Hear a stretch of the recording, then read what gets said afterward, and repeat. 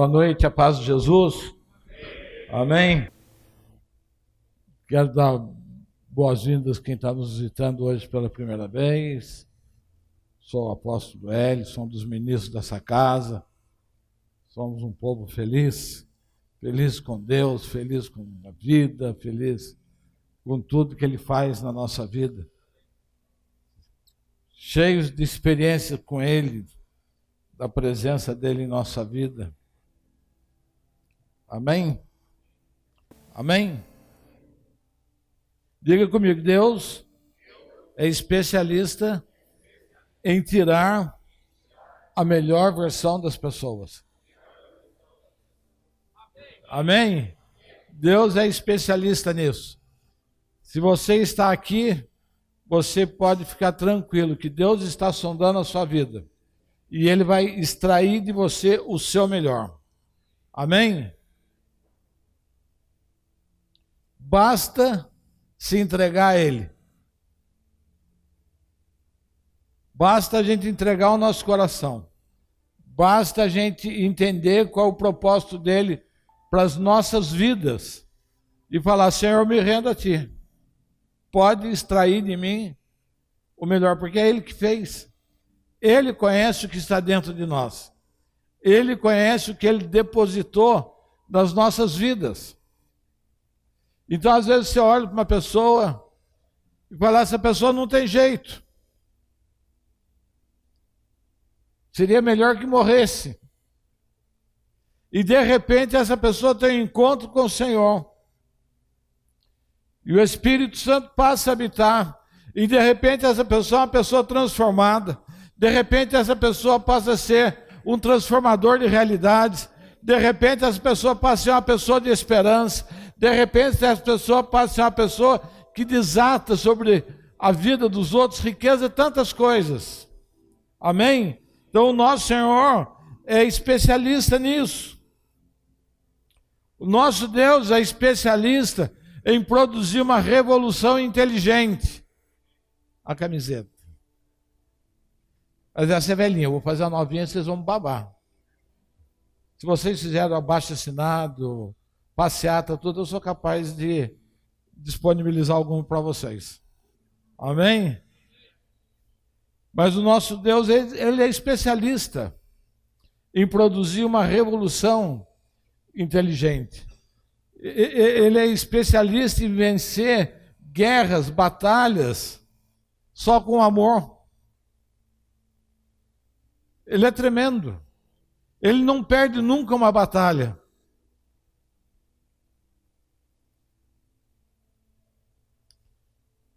E o texto que eu quero partilhar com vocês está em Juízes 6, versos 12 ao 14. Quando o anjo do Senhor apareceu a Gideão, lhe disse, o Senhor é contigo, homem valente. Diga para o seu irmão, o Senhor é contigo, homem valente. Mas diga com fé. É para você falar isso, seu irmão, você ofende o seu irmão. Diga para ele e fala com vontade. Deus é contigo, homem valente. Ou você pode dizer, Deus é contigo, mulher valente. Amém? As mulheres podem dizer amém para isso? Tem mulheres valentes aqui? Amém.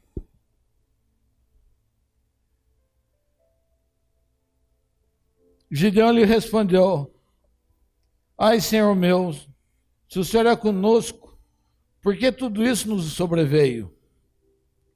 E que é feito de todas essas maravilhas que os nossos pais nos contaram?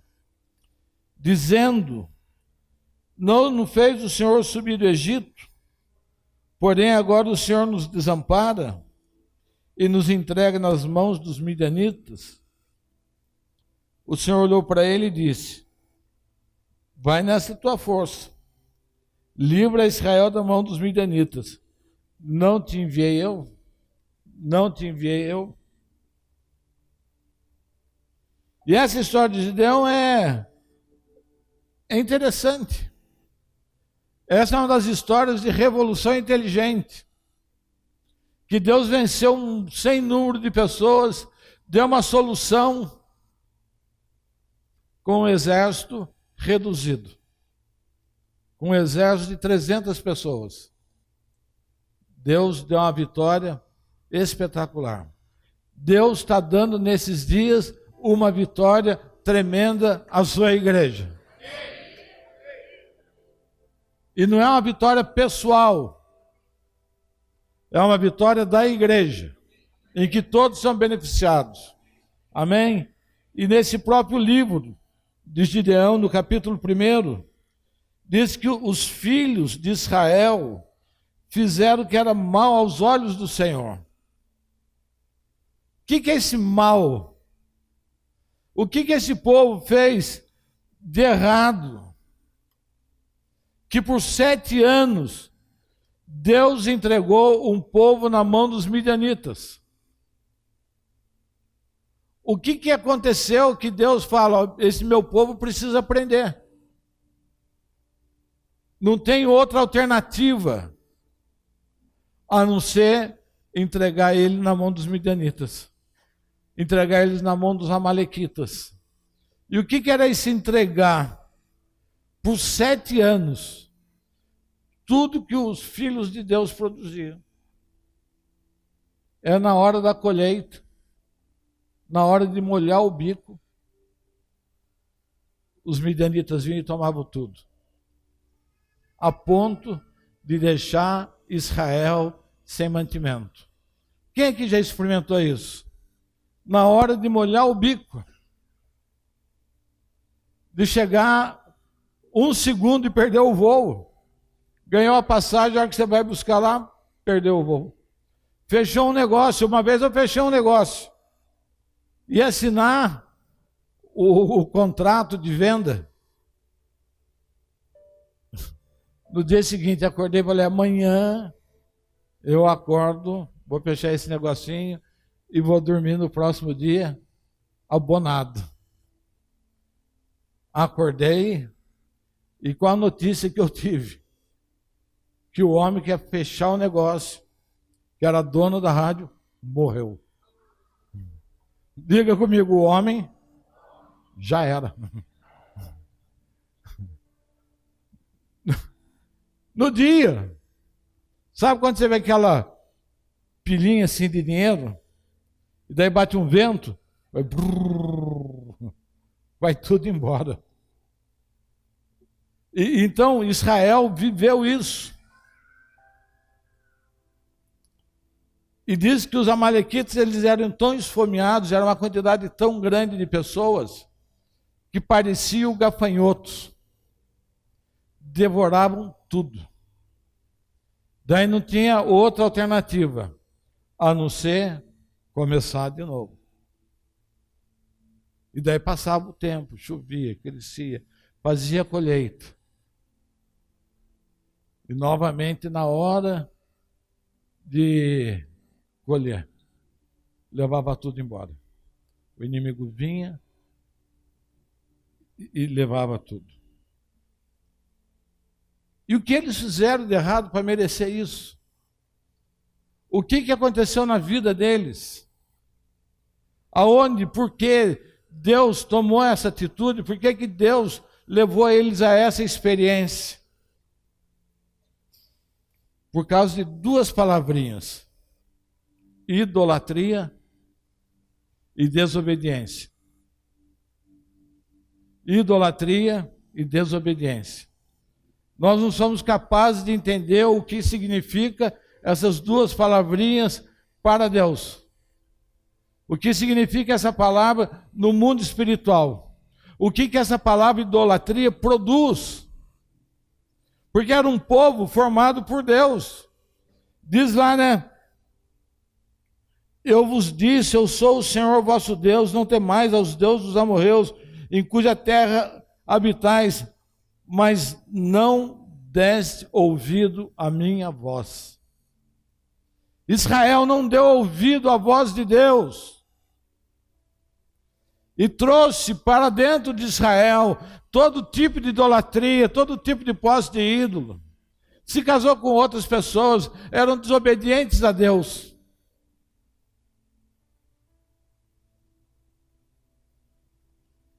E é interessante que a gente nunca observa para as coisas da nossa vida. Você veja que Gideão, depois de 7 anos que Deus levanta Gideão, o meu pecado, a minha idolatria, a minha infidelidade, a minha desobediência afeta a próxima geração.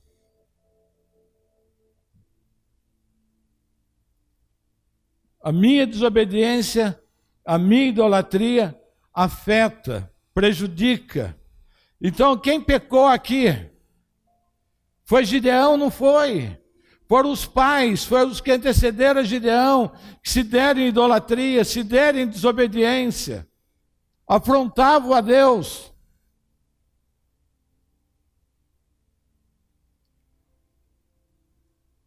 Quem está vivendo disso hoje, está deixando isso para a sua próxima geração.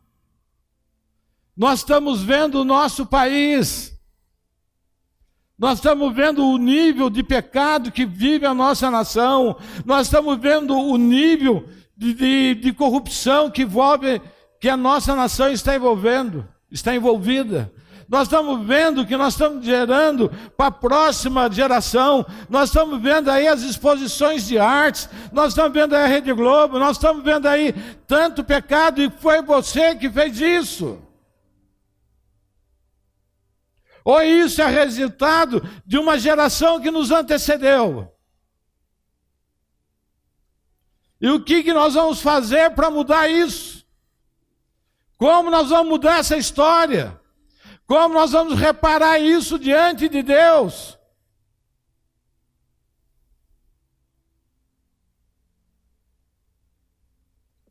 Hoje é um dia para a nação brasileira do que nós estamos vendo.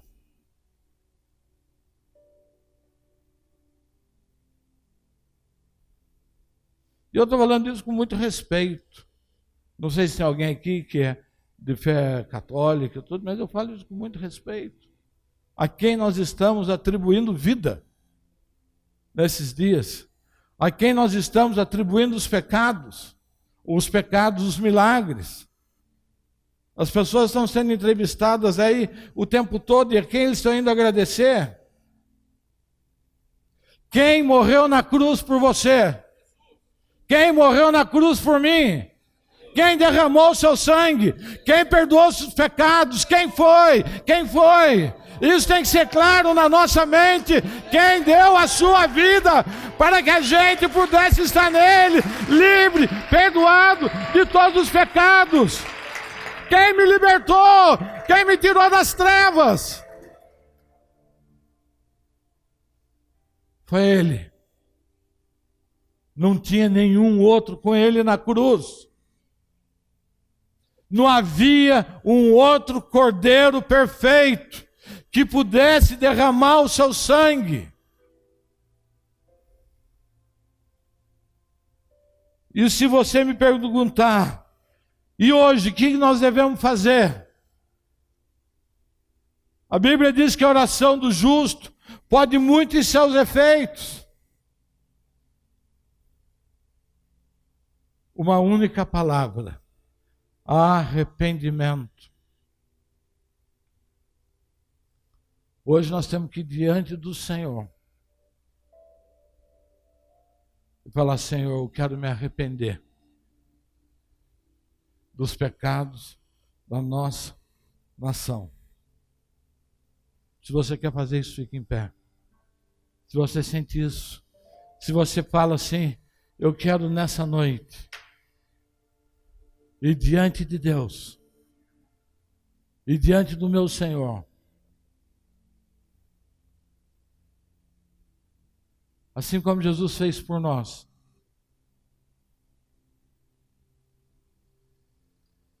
e falar: Senhor, eu me arrependo pela minha nação.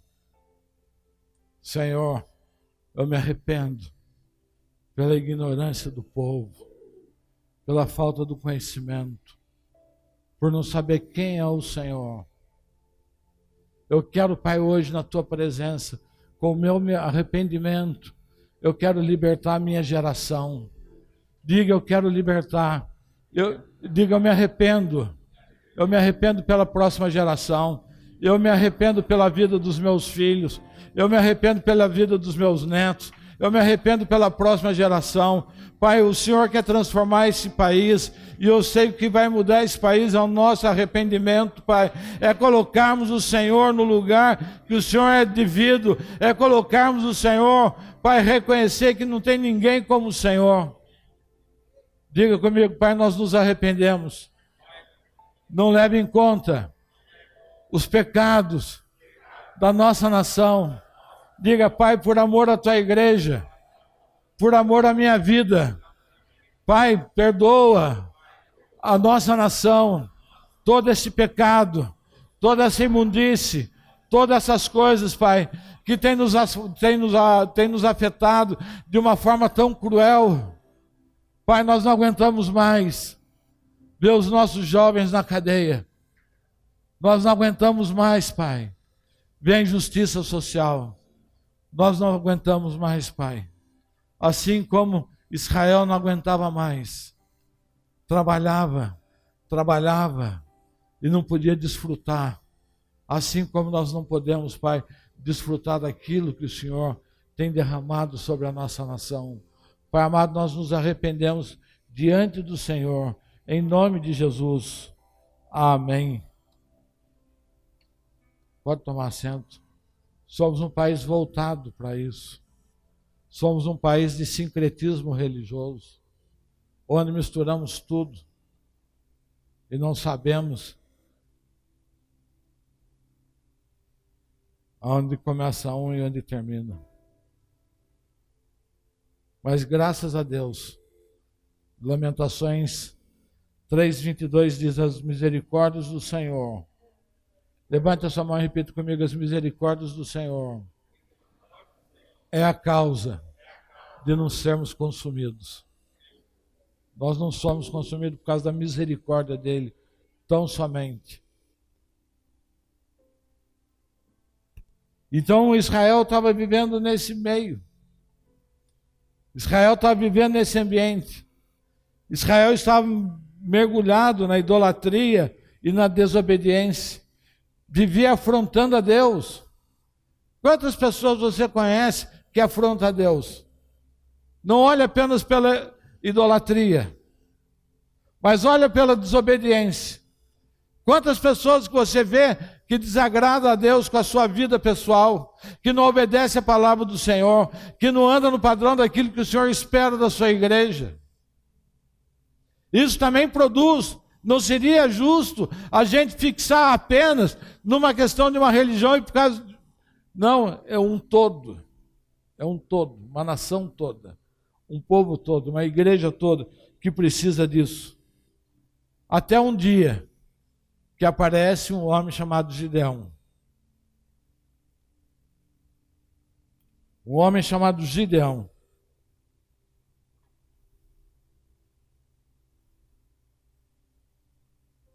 E quem aparece a Gideão é um anjo do Senhor, que aparece a ele, e já vai tratando ele com uma certa intimidade.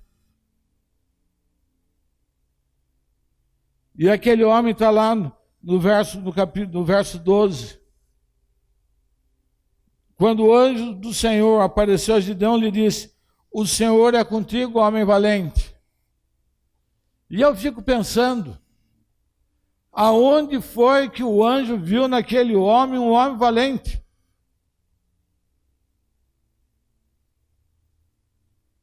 O que aquele homem fez? Se ele estava malhando no lagar, malhando no lugar errado, escondido, com medo. E o anjo aparece a ele e diz: homem valente. E eu fico pensando, um homem valente devia ser um homem forte, né? Um homem cheio de si. Um homem confiante. Às vezes até a gente encontra uns baixinhos valentes. Davi era um caso desse, um baixinho valente. Ele pegou um gigante de 3 metros de altura e falou: ô gigante, vou acabar com essa farra. E falei, vou pegar você na mão ainda. Porque Saul deu a ele a armadura da espada, ele falou, não, não quero. Eu quero lutar com ele com aquilo que eu sei. Mas a gente fica pensando, sempre que a gente pensa em valente, pensa em alguém forte. E é interessante que a primeira resposta de Gideão é uma acusação. Quando Gideão responde a Deus, ele já começa, ai, Senhor meu, o Senhor é conosco, por que tudo isso nos sobreveio? A coisa que eu mais escuto os crentes falando é essa aí. Ah, Senhor meu, por que está acontecendo isso comigo? Por que não está acontecendo as coisas que eu quero? Por que eu não estou chegando aonde eu quero? Por que não está produzindo?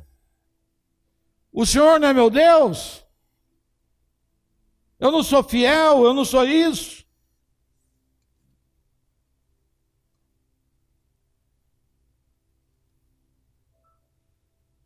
E Gideão continua. O que é feito de todas suas maravilhas? Que os nossos pais nos contaram. Mas é que os pais contaram as maravilhas que Deus fazia, mas não contaram os pecados que eles faziam. A desonra, a idolatria. Ah, meu pai falou que Deus é bom. Os meus filhos naturais, os meus filhos dessa casa têm que me ouvir o tempo todo glorificando o Senhor. Não tem que me ouvir murmurando, não tem que te ouvir murmurando. Não tem que ouvir mães murmurando, não tem que ouvir pais murmurando, não tem que ouvir igreja murmurando. Nós somos um povo que caminhamos em vitória, nós somos um povo que experimentamos do Senhor as suas maravilhas. Eu experimento todo dia do Senhor a sua misericórdia, eu experimento dele todos os dias. Todos os dias ele é presente em minha vida, todos os dias ele é presente em sua vida. Ele não é um Deus ausente, mas ele acha já que é desse jeito.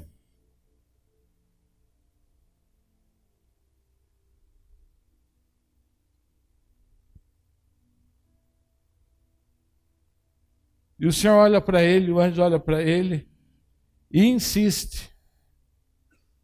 Insiste. Vai nesta tua força. Diga para o Senhor, eu quero insistir na sua vida. Eu quero insistir na sua vida. Vai na tua força. Vai na tua força. E livra Israel. Eu posso dizer para você hoje, vai na tua força. E livra a nossa nação do que está vivendo. Você pode dizer amém? Cadê o Jonathan? Oi? Estudando? Mudando. Porque amanhã o Jonathan vai para o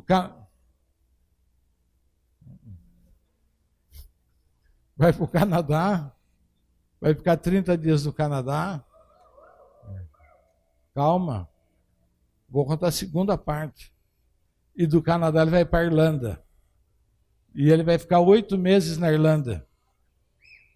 Se alegre? Eu sinto uma unção de inveja na casa. Vai amanhã, queria hoje estar enviando ele. Amanhã dá tempo de enviar? Queremos enviar, que assim como o Senhor, né, enviou Gideão, eu te envio. Né? O Senhor diz, não te enviei eu. Você entende que você é enviado para o Senhor para esse tempo? Você entende que você é enviado para produzir transformação? Você entende que você é enviado para manifestar o Cristo ressuscitado?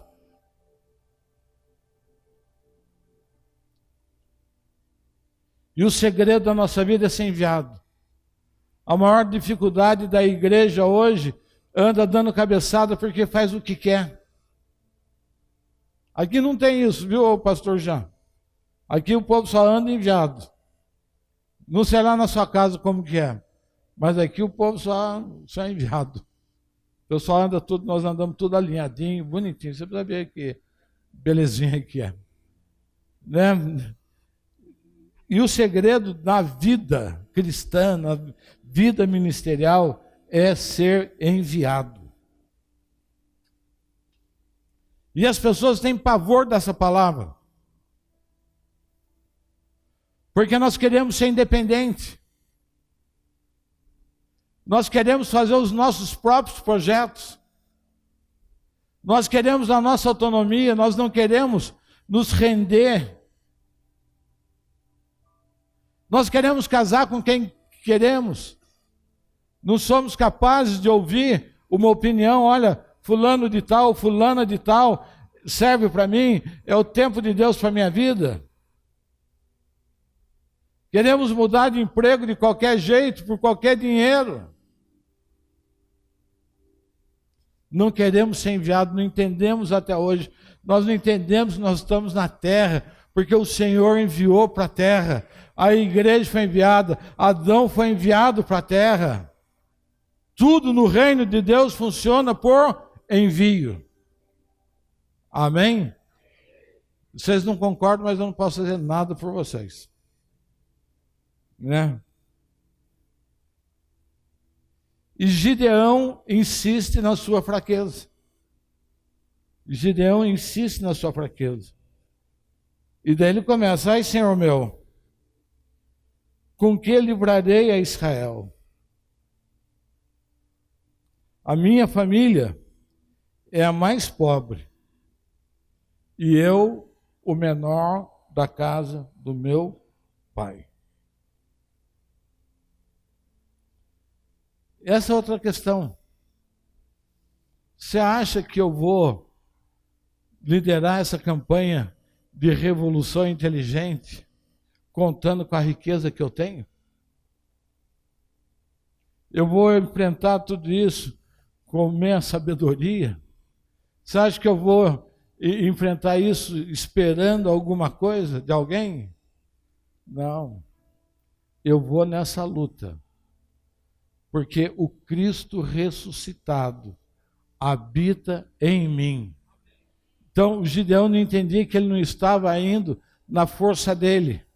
A nossa dificuldade é que nós queremos mudar, fazer as coisas na nossa força. E daí a gente arruma desculpa para não fazer. Ah, agora não dá. Agora não tenho tempo. Agora eu não tenho dinheiro. Eu sou a menor da casa do meu pai. A casa do meu pai é a mais pobre. Não tem jeito. Como que eu vou fazer? Como que eu vou fazer? Como que eu faço para tocar essa igreja? Da onde vocês acham que vem o dinheiro?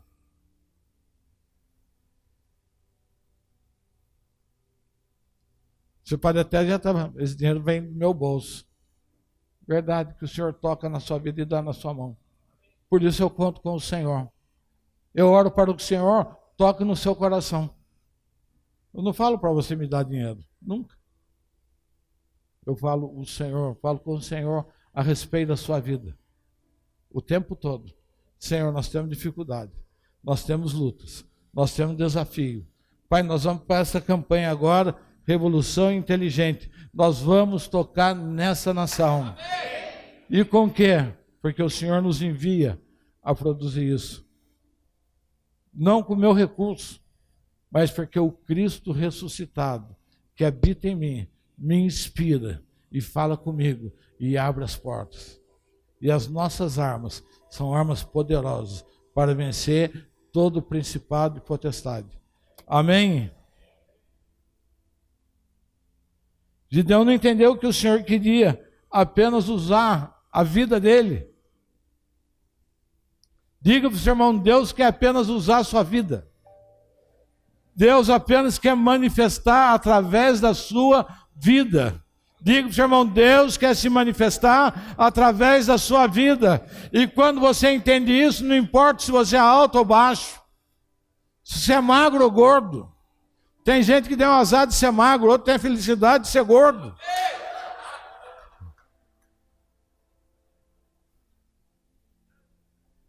Não importa. Quando você se coloca na mão dele.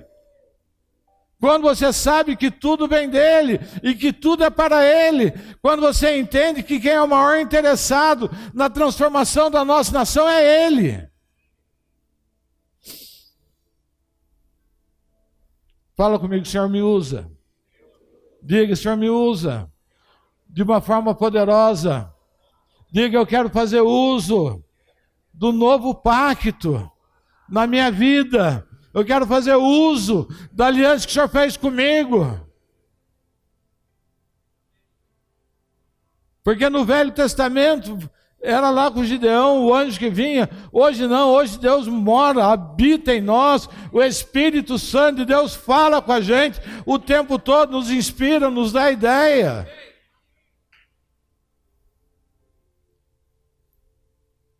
E Gideão não entendia, não entendeu. Achava que era ele, a sua força, a sua riqueza, a sua família. Mas o melhor de Gideão estava na sua obediência. O melhor de Gideão estava na sua retidão diante de Deus. Ele foi obediente e deixou Deus usar. E Deus, Gideão, derrotou 120 mil homens, com um exército de 300 pessoas.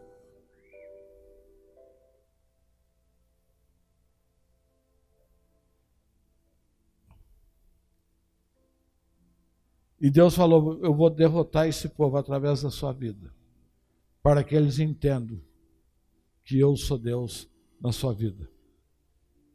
Deus quer usar a sua vida para que as pessoas que ele vejam que ele é Deus, porque se olha para mim e fala, esse caco velho aí não é capaz de operar nada, mas eu na vida dele sou capaz de transformar uma nação.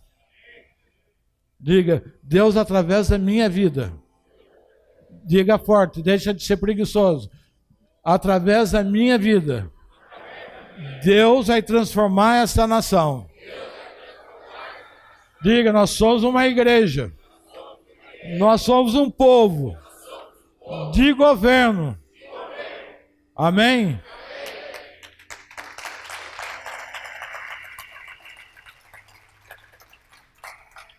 Gideão não precisou matar uma pessoa dos 120 mil. Eles pegaram trombeta, uns cântaros com óleo, dividiram em 3 grupos de 100, fizeram barulho, eles se mataram entre si. Porque Deus deu uma estratégia inteligente.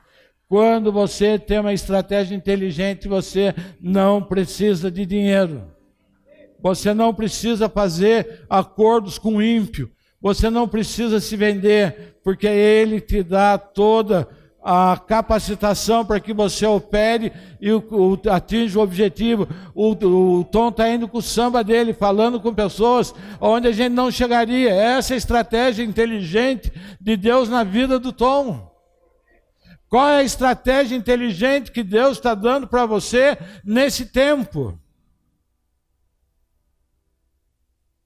Qual é? Você tem ouvido a Deus falar? Qual é a estratégia dele para você nesse tempo?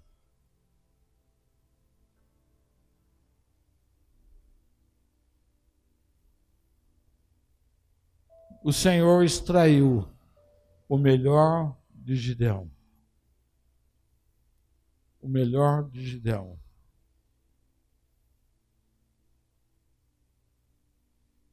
E uma pergunta para você: você deixa Deus extrair o melhor da sua vida?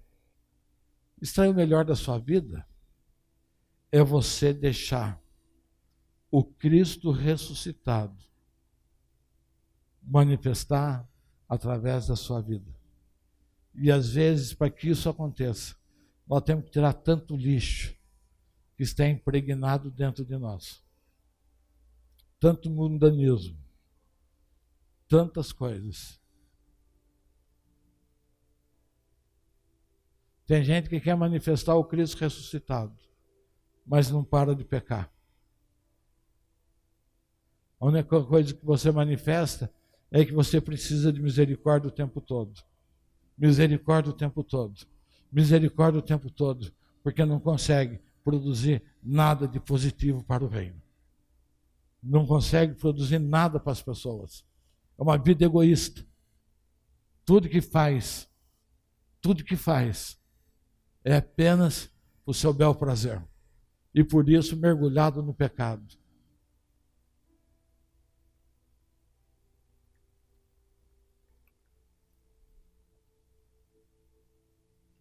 Mas tudo isso é apenas para fazer um nariz de cera. Para a gente chegar naquilo que é a palavra dessa noite. Mas como eu estou falando dos princípios de Deus extrair o melhor. Hoje nós vamos falar do terceiro princípio.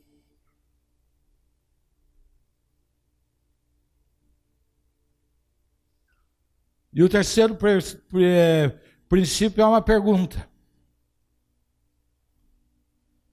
Nós somos um produto acabado? Ou nós somos uma obra em construção? Nós somos um produto acabado? Ou somos uma obra em construção? Diga. Nós somos uma obra em construção.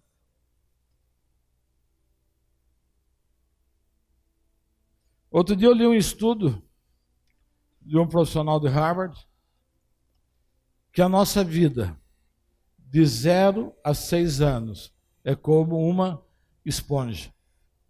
Temos uma facilidade para aprender e para assimilar conhecimento. É nessa idade, de 0 a 6. Papais e mamães que têm filhos de 0 a 6, dedique tempo, dedique a ensinar, dedique a incentivar, a aprender línguas, né, aprender tantas coisas. A facilidade que você vê uma criança de 0 a 6, pegando um aparelhinho, repetindo as palavras. Eu vejo lá o Pedro, né, o filho da Zé, netinho querido. Eu vejo o João, que pega o aparelho também, né? E fala em inglês, fala tudo. Hoje as escolas estão aprendendo isso.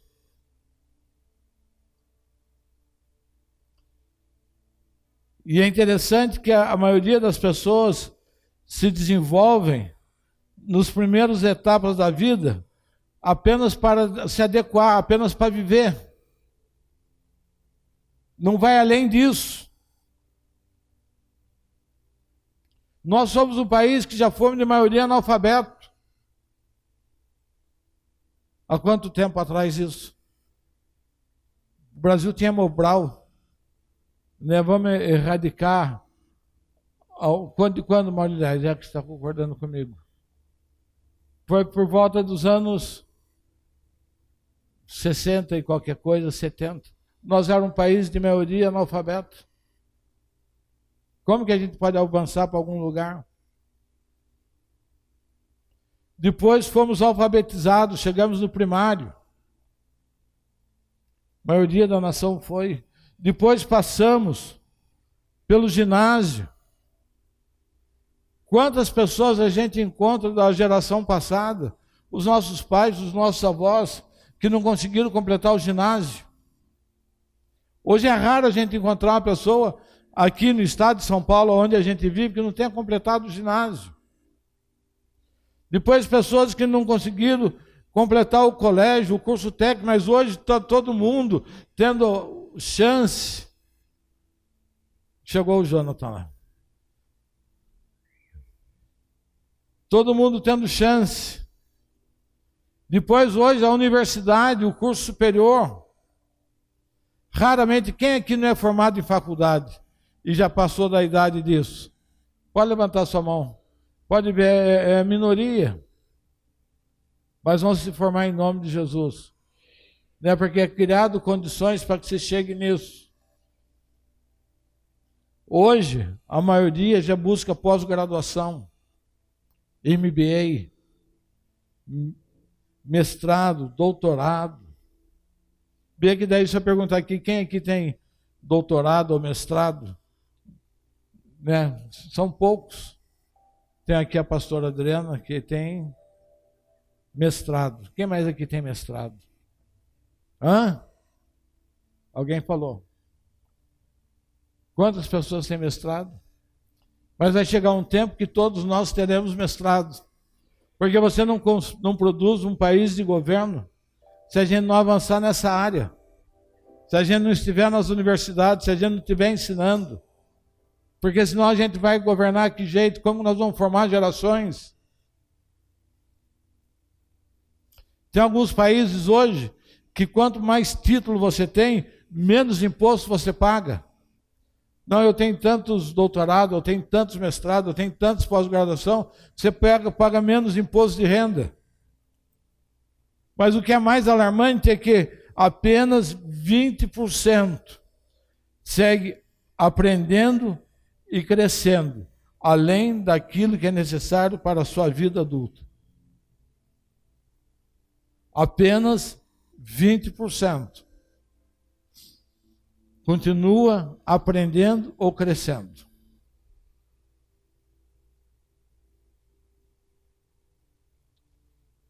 E daí nós somos uma obra em construção.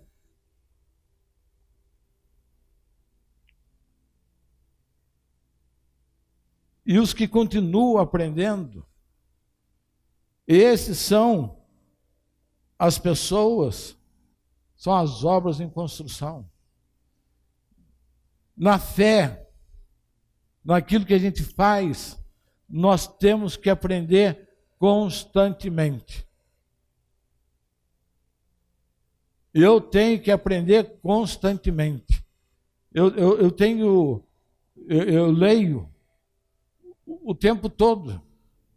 O tempo todo eu quero ouvir, o tempo todo eu quero me deslocar para alguém que tem uma revelação, para alguém que tem mais conhecimento, porque eu sei que há uma dinâmica de Deus nisso tudo. Mas a maioria da igreja está estacionada. Não quer aprender, está bom do jeito que está. A nossa vida é desse jeito. Estamos satisfeitos. Deus tem um projeto muito maior para a sua vida do que aquilo que você está vivendo. Você conversa com o Dr. Felipe Arcas, a gente conversa sobre todo assunto. E ele está sempre me ensinando. Estou sempre aprendendo com ele, porque ele lê. Tivemos com o apóstolo Aloysio aqui na terça-feira. Ele falou por mais de 2 horas, nós tomamos um café juntos. Tomamos um café juntos, depois acabou o culto, fui apresentar para ele essa questão da revolução inteligente. Fomos até meia-noite. E eu tenho uma vantagem, que eu gosto de ficar quieto. Conversar comigo é bom. Ele gosta de conversar comigo, porque ele gosta de falar e eu gosto de ouvir. É perfeita a conversa. Mas tanto ensinamento que ele trouxe da raiz das palavras, de significado, da tradição, de como vive os judeus, daquilo que aconteceu, aquilo me enriqueceu, ficou eu, o apóstolo Cristiano. O apóstolo Lucas Marcos vem aqui, ele também gosta de falar, e eu gosto de ouvir. Eu tenho necessidade de aprender, eu tenho necessidade da revelação de Deus, eu tenho necessidade de ler a palavra de Deus e buscar cada palavra, comparar qual o significado, qual a raiz, o que quer dizer, porque às vezes o nome de um personagem, o nome de uma cidade, dá todo sentido para a palavra. Então apenas 20%, e por isso nós nos tornamos na vida escravos de emprego. Porque nós aprendemos a fazer uma única coisa na vida. E passamos a vida inteira, envelhecemos. E às vezes muda a profissão. Eu sou profissional da área de comunicação, da área de marketing. E eu fiquei parado um tempo só se dedicando à igreja.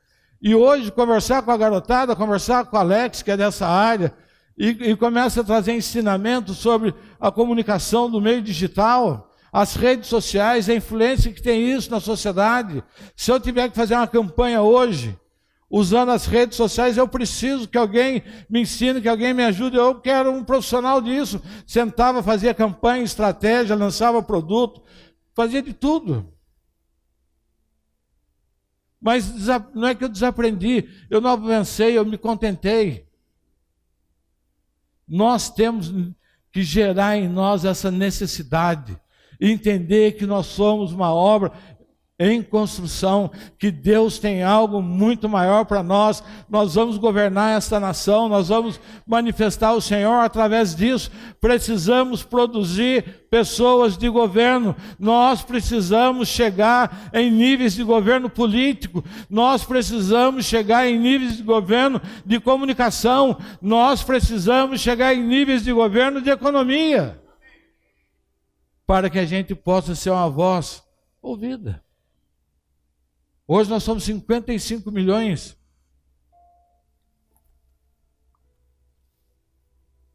Eu vi hoje a Folha de São Paulo, e olha, vocês estão tudo me olhando com cara porque vocês querem assunto espiritual, né? Mas tudo que eu estou falando aqui é assunto espiritual. A igreja está parada porque não entende isso que está sendo pregado nessa noite. Nos contentamos em ficar estacionados. Mas a Folha de São Paulo hoje publicou que os evangélicos já são 29% da nossa nação. Diga amém. Até há pouco tempo nós éramos 3%, 4%.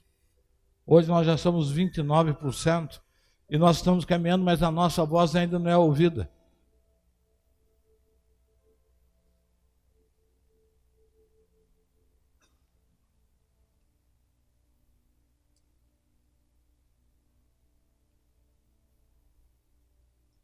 O próprio apóstolo Paulo se preparou para o ministério por 12 anos. 12 anos. O apóstolo Paulo teve uma experiência mística com o Senhor.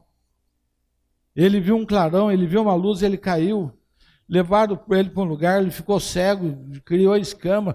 Foi uma experiência mística, mas a partir daí ele passa a fazer o quê? A estudar. 12 anos estudando, conhecendo a revelação, ouvindo o que Deus tem. Daí começa a escrever suas cartas, começa a gerar as doutrinas no qual a igreja está baseada hoje. Ele não ficou preso, ele não falou, agora foi a escama, o que vem depois de mim, o que vai acontecer na minha vida? Eu preciso de mais uma experiência mística. A grande experiência mística que nós tivemos foi aceitar Jesus como Senhor e Salvador na nossa vida.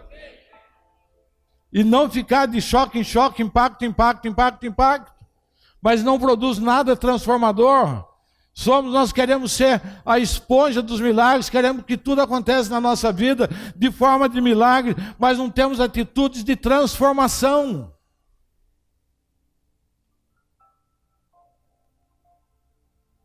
E quando nós entendemos que nós somos uma obra em construção, isto gera crescimento.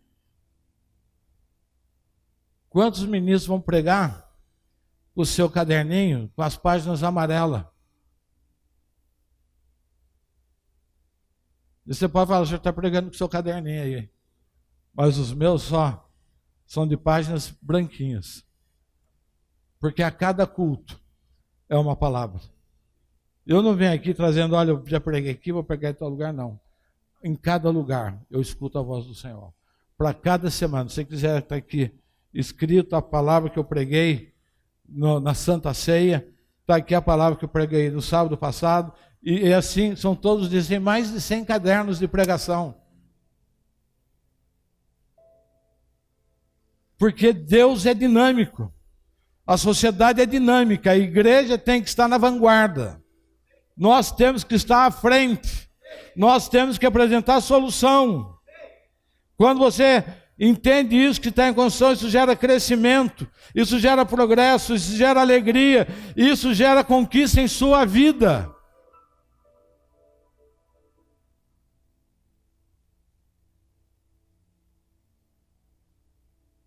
Como a Igreja Católica segurou o seu povo.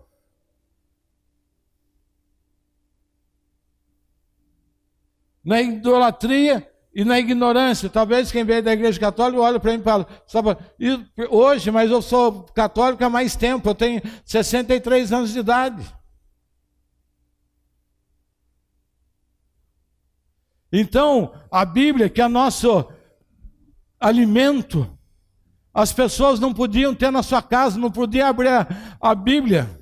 Sabe o que era ensinado? Que quem lesse a Bíblia ficava louco.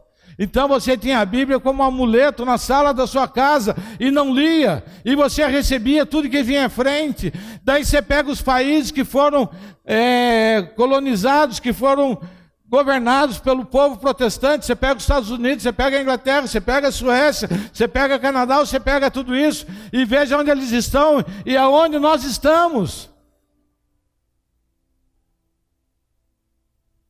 Pega o nível deles, do que desenvolveram, veja as grandes universidades do mundo. Não se podia ler a Bíblia.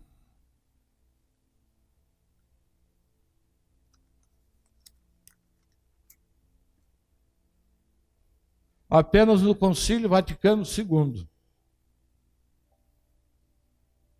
com o Papa João XXIII, que as pessoas passaram a ter acesso à palavra. O Concílio Vaticano II, eu não me recordo com exatidão, foi entre os anos 60 e 63. Daí surge a renovação carismática, que é uma força transformadora dentro da Igreja Católica.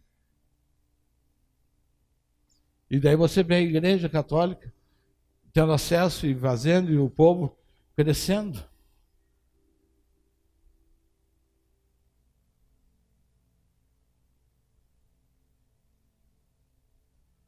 Um povo escravizado na idolatria, escravizado no sincretismo religioso. Tinham fé. Eu não estou dizendo que essas pessoas não têm fé. Tinham fé, mas não têm a revelação do Cristo ressuscitado. Diga amém. A revelação do Cristo ressuscitado é tudo na nossa vida. Mesmo na igreja, as pessoas querem ficar presas na salvação. Aceitei Jesus, estou salvo, está tudo bom agora, maravilhoso. Não, não está nada bom. O Senhor te alcançou para um propósito. O Senhor te alcançou, habita em você, para você produzir transformação. Para você ser uma força viva nas mãos de Deus para transformar. Nós não podemos nos alegrar com hoje. Eu não lembro o percentual de 18 a 25 anos que estão na cadeia. Os jovens estão presos por causa das drogas. Desse número, um sem número de evangélicos que aceitaram Jesus na sua vida. Às vezes você assiste aquele plantão 24 horas e aquele barraco daqui a pouco, não porque eu sou crente, porque é da igreja. Ai, meu Jesus. Não é verdade? Desse jeito.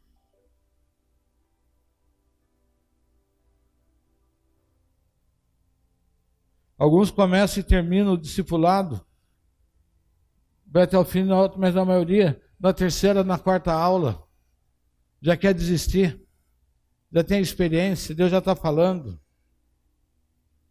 já sabem tudo na terceira, na quarta aula do discipulado, não, já sei tudo, Deus já está falando, não, você está começando, você é um bebê na fé.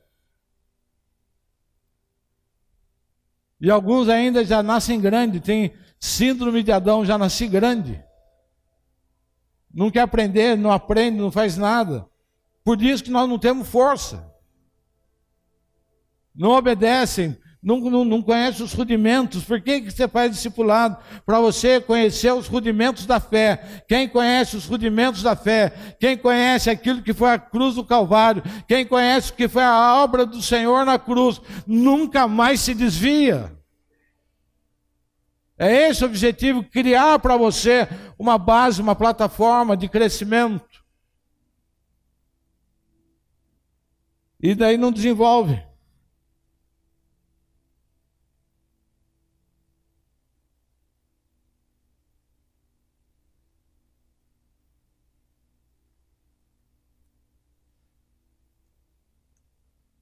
E quando nós não entendemos isso, nós ficamos presos na vida inteira, na mesma posição. E daí você fala assim, o apóstolo não me observa na igreja. O apóstolo não me vê na igreja. Eu estou na igreja há tanto tempo, o apóstolo não me chama para fazer nada. Não, o apóstolo tem a panela dele. Aqui às vezes acontece isso, viu, pastor Jean? O apóstolo tem a panela dele. Estou aqui há tanto tempo, estou aqui há 8 anos. Daí você pega a frequência da escola de profetas. Quantas pessoas começam a escola de profetas enquanto está na parte mística? Está cheio. Quando começa na hora do protocolo profético, esvazia todo mundo. Quando chega na hora da obediência, esvazia todo mundo. Quando chega na hora do comportamento, esvazia todo mundo. Cadê o Efatá? Começa o Efatá com quantas pessoas? A escola teológica. E quantos terminam? Mas se eu falar que é um culto de milagres, porque só queremos experiência mística. Mas o Senhor diz que nós somos uma obra em construção. Temos que entender isso, para que você possa avançar no reino. Eu tenho alegria em ativar as pessoas. E como é duro quando você vê uma pessoa que já está na igreja há 8 anos, ainda não sabe se Abraão está no Antigo ou no Novo Testamento. Isso quer dizer que nunca abriu a Bíblia dentro da sua casa. Fazemos altar familiar. Quem quer fazer altar familiar? O que era para ser o altar familiar? Estabelecer um altar na terra de adoradores em cada bairro, em cada casa.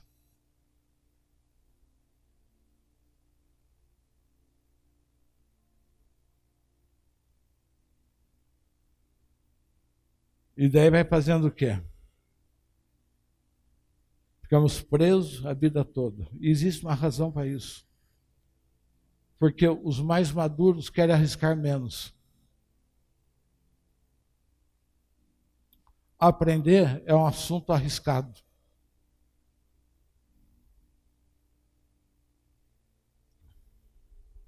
Quando eu cheguei na igreja, em 93, a igreja era um formato, era uma maneira, era de um jeito. E daqui a pouco começa a aparecer o tal de ministério apostólico. Daí tem que aprender sobre o apostólico. Daí daqui a pouco o ministério profético tem que aprender. E daí vai mudando. Não, a igreja tem que ser governada pelos 5 ministérios. Então você vai aprendendo. E aprender arriscado, porque quando você vai aprendendo, você vai tendo que abrir mão das suas vantagens, dos seus privilégios. Aprender tira você do seu lugar de conforto, da sua zona de conforto.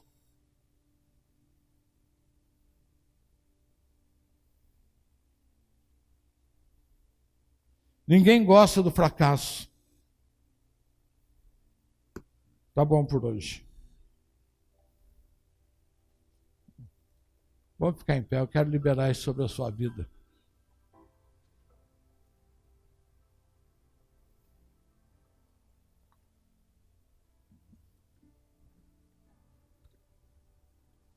Entendo bem, eu não estou abrindo mão da parte mística dos milagres, não estou abrindo mão de nada disso.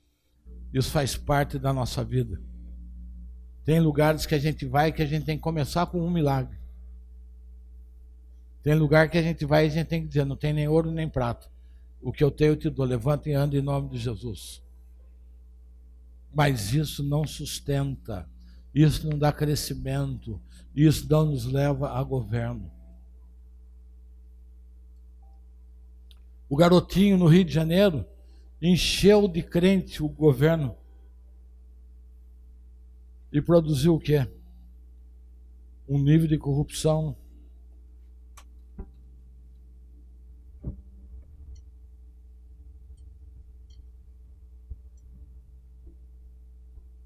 Diga para o seu irmão: vamos continuar a obra. Vamos continuar o crescimento. Vamos continuar o crescimento. Vamos avançar. Vamos governar. Vamos ter conhecimento do nosso Senhor. Vamos ter conhecimento da nossa fé. Vamos ter conhecimento daquilo que o Senhor está preparando nesse tempo. Nós não estamos divorciados de todas essas coisas. Como é gostoso você ver um Delanhol lá, e que ele é procurador da República, cristão. O doutor Felipe mesmo, outro dia, num congresso, estava lá com um homem dando um ensinamento de uma técnica, de uma experiência. O que o homem é? É um pastor. Sabe que o Senhor nos diz em Colossenses 2:2 que Ele vai nos dar inteligência plena. Que nós vamos ter conhecimento, sabedoria e conhecimento da ciência. A igreja não é um lugar de gente tapada. A igreja é dotada de pessoas com poder extraordinário. Diga comigo: Deus derramou um poder extraordinário sobre a minha vida. O Senhor derramou criatividade na minha vida. O Senhor me deu respostas para hoje, para transformação. Amém? É isso que o Senhor tem para as nossas vidas. Ele quer te levar, mas você tem que entender isso. Feche seus olhos.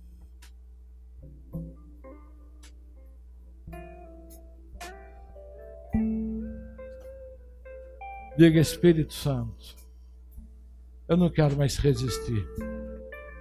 Eu não quero mais resistir.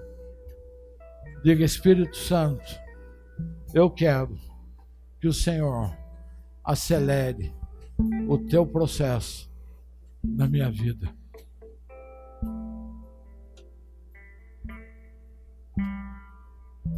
Nós estamos envolvidos numa revolução inteligente.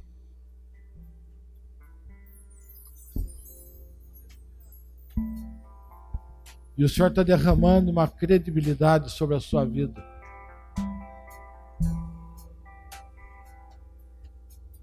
Como você nunca viveu.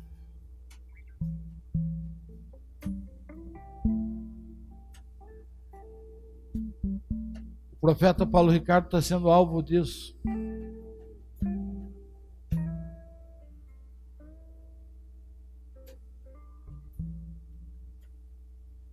Você não nasceu para caminhar no deserto por 40 anos. Você não nasceu para isso. Você nasceu para muito mais do que isso. O Senhor quer derramar sobre a sua vida. O Senhor quer manifestar através da sua vida. Pai amado, desata sobre esta casa.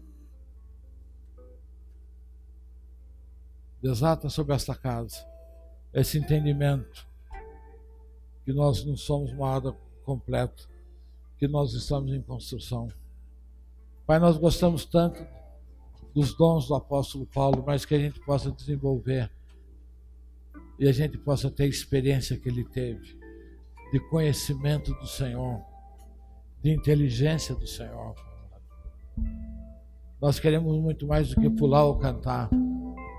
Nós queremos, Pai, ser transformador. Somos a geração. Nós não queremos ver, Pai, a próxima geração escravizada, perdendo tudo que vai ser deixado para eles, porque não agradaram o Senhor. Pai, que a próxima geração possa dizer: os meus pais foram fiéis ao Senhor. Os meus pais não tinham idolatria. Os meus pais andavam em obediência no Senhor. E esse fruto possa vir sobre essa próxima geração, em nome de Jesus. Amém.